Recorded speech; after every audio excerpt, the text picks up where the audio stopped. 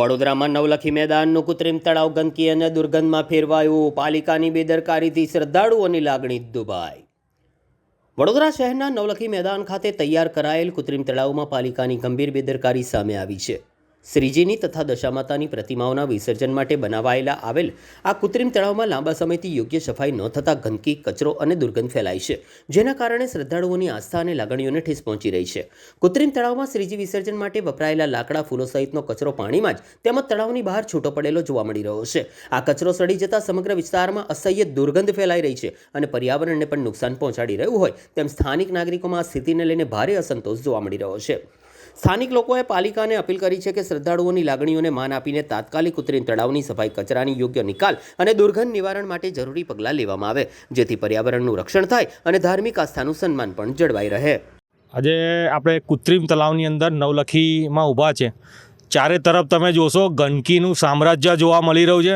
જ્યારે વડોદરા મહાનગરપાલિકાએ કરોડો રૂપિયાના ખર્ચે કૃત્રિમ તળાવ બનાવવામાં આવેલા, કરોડો રૂપિયા લોકોના પાસ થઈ ગયા છે, ત્યાર પછી અત્યારે જોવામાં આવે કોઈપણ પ્રકારની સુવિધા અત્યારે જોવા નથી મળી રહી. કારણ કે સાફ સફાઈ થવું જોઈએ. જે ગણપતિનો કાટમાળ છે એ કાટમાળ પણ બહારની બાજુ દેખાઈ આવે છે.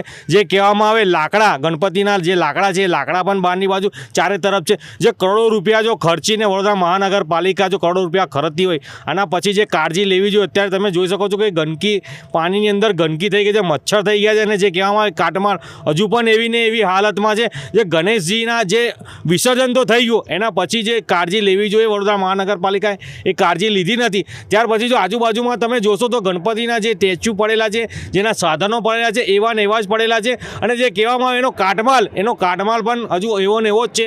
હું વડોદરા મહાનગરપાલિકાને કહેવા માંગીશ, જો કરોડો રૂપિયાના બિલ ચૂકવાઈ ગયા, કોન્ટ્રાક્ટરોએ લઈ લીધા હોય તો ફરી એક બિલ મૂકો અને આ કૃત્રિમ તળાવની સાફ સફાઈ થાય એવી જ માંગ છે મારી.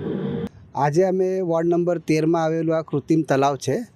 તમે જોઈ શકો છો પાછળના ભાગમાં ગણપતિ બાપ્પા વિસર્જન થયું, ઘણા મહિના થઈ ગયા પણ ગંદકીનું સામ્રાજ્ય એવું ને એવું જ છે.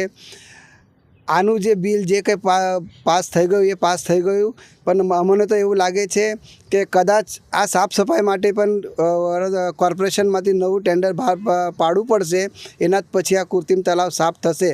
અને તમે પાછળ જોઈ શકો છો જેટલું પણ લોખંડનું સામગ્રી હતી એ બધી કાઢીને વેચાઈ ગઈ છે અને અંદર લાકડા અને ગણપતિ બાપ્પાની મોટી મોટી મૂર્તિઓ આ કૃત્રિમ તળાવમાં પડી છે. કોર્પોરેશનને અમારી વિનંતી છે કે ભાઈ તમને ભગવાન પ્રત્યે થોડી પણ લાગણી હોય તો તાત્કાલિક ધોરણે આ કૃત્રિમ તળાવ આખું સાફ સફાઈ કરવામાં આવે એવી અમારી માંગ છે.